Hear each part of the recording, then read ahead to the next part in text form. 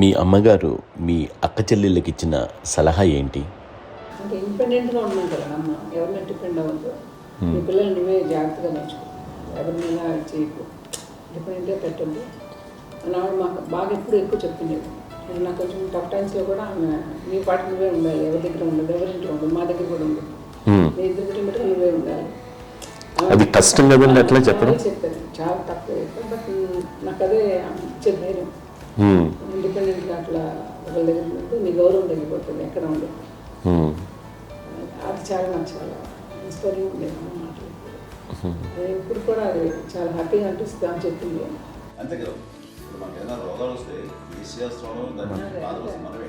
But తగ్గించే వాళ్ళు concern చూపించే డాక్టర్స్ ఒట్టుకొక కింద కింద ఉండొచ్చు, కానీ పోరాడాల్సింది మనమే.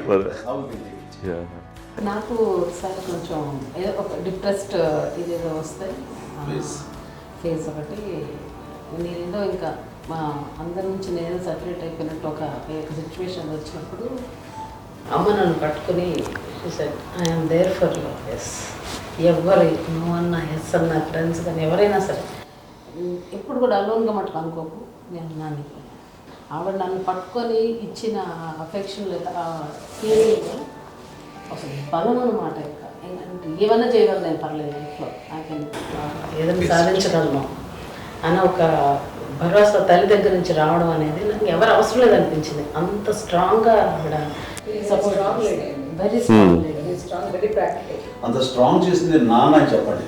మా పిల్లల విషయంలో మేము కూడా మేబీ అంత స్ట్రాంగ్ కాదేమో.